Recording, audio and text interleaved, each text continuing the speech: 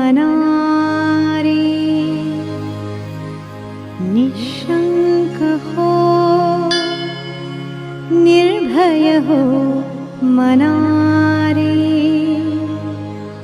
प्रचंड स्वामी बळ पाठीशी रे, निशंक हो निर्भय हो मनारे, प्रचंड स्वामी बळ पाठीशी रे,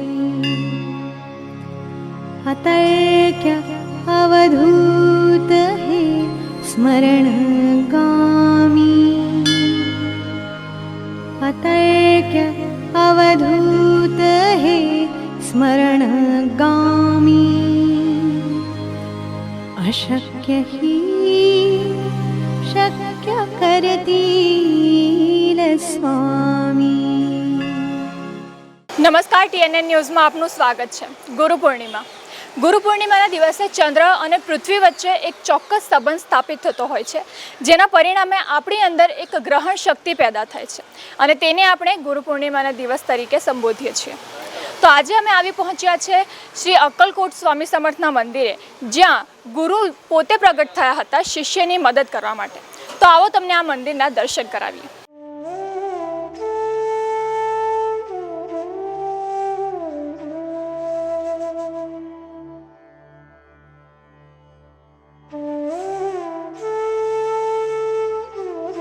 જે અંધકારનો નાશ કરે છે તે ગુરુ કહેવાય છે। ગુરુ પૂર્ણ છે અને શિષ્યને પૂર્ણ બનાવવાનું કામ પણ ગુરુ જ કરે છે। અષાઢ સુદ પૂર્ણિમાને ગુરુ પૂર્ણિમા તરીકે ઓળખાય છે। આ દિવસે એક શિષ્ય પોતાના ગુરુને ગુરુવંદન કરી અને આશીર્વાદ મેળવે છે। તો આ ગુરુ પૂર્ણિમા નિમિત્તે વાત કરીએ સુરસાગરના પશ્ચિમ ઘાટે આવેલ અક્કલકોટ સ્વામી સમર્થ મંદિરની, જે ગુરુ અને શિષ્ય વચ્ચેના વિશ્વાસનું પ્રતીક છે।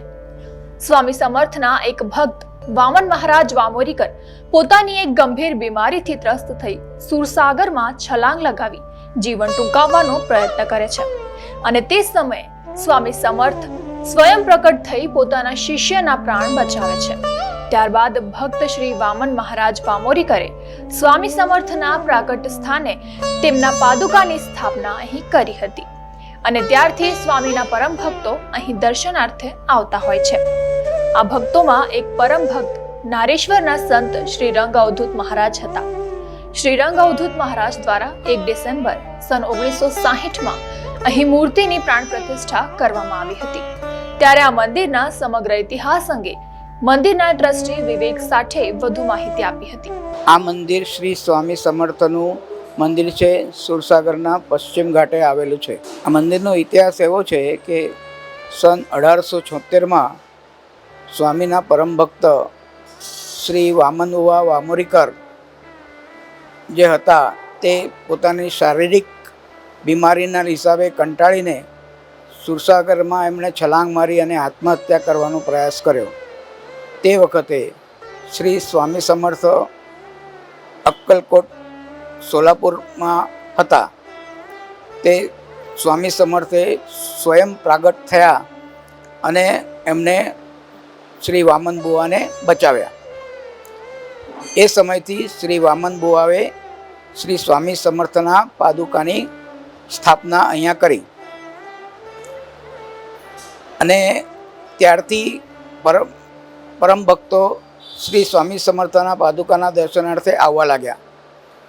એમાંના એક હતા આપણા નારેશ્વરના સંત શ્રી રંગ અવધૂત મહારાજ।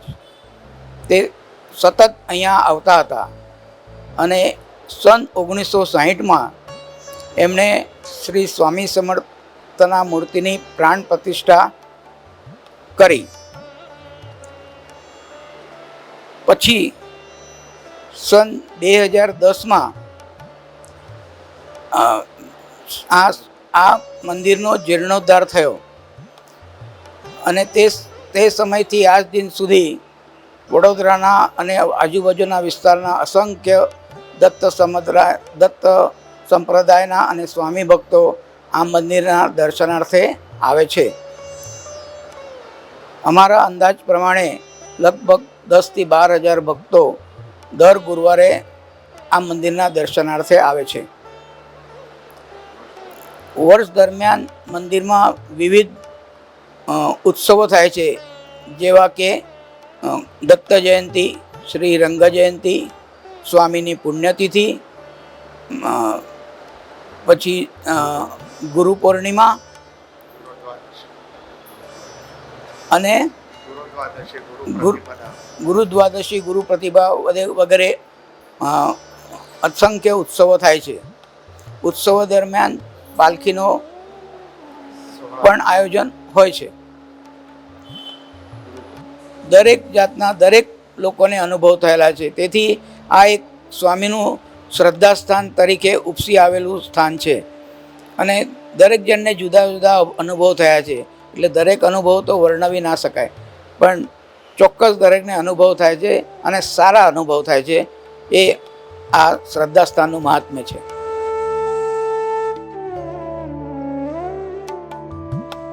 વર્ષ 2010માં આ મંદિરનો જીર્ણોદ્ધાર થયો હતો અને ત્યારથી વડોદરાના સ્વામી ભક્તો આ મંદિરે ભક્તિભાવથી દર્શનાર્થે આવે છે.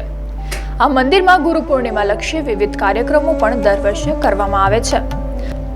આ સાથે જ અહીં આવતા ભક્તોને અલગ અલગ પ્રકારે સ્વામીના ચમત્કારનો અનુભવ થતો હોય છે તેવું TNA ન્યૂઝ સાથે વાતચીત કરતા મંદિરના ભક્તોએ જણાવ્યું હતું અને પોતાના અનુભવના કિસ્સાઓ વિશે વાતચીત કરી હતી.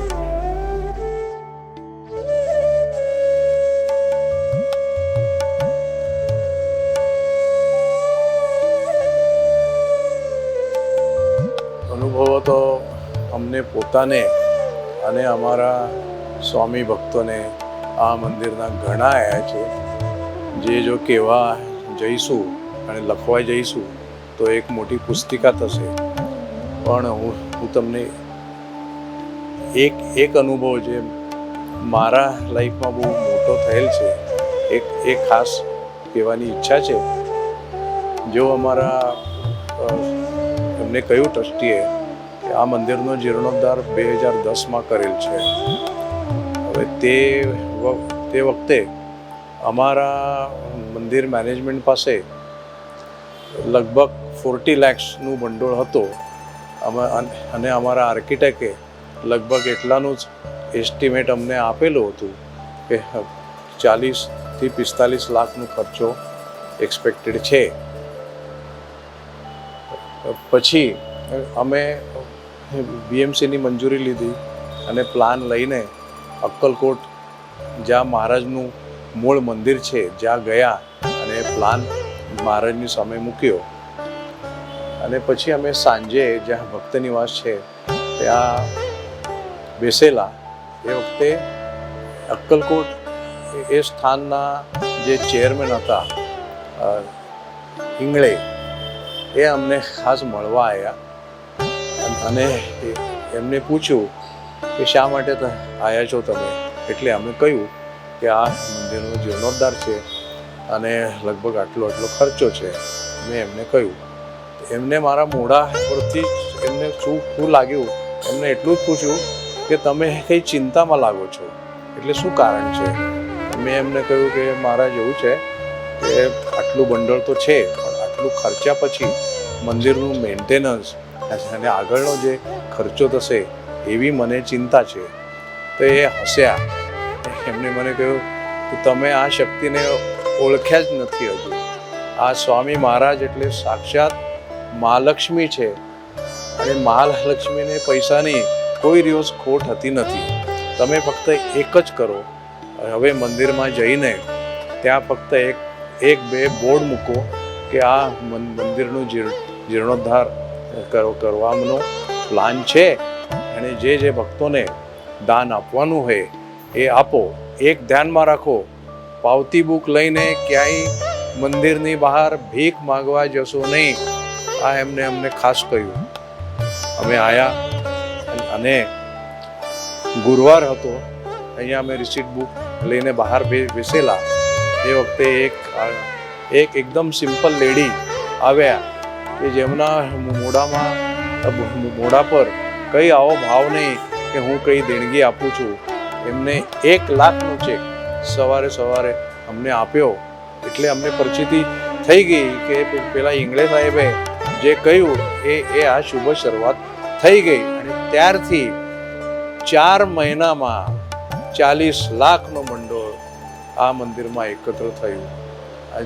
જે અમારી પાસે હતું એ તો બચી ગયા, પણ 4 જ મહિનામાં આ મંડળ એકત્ર થયું. તો આ એક અમારા એક્સપિરિયન્સમાં વધારે છે.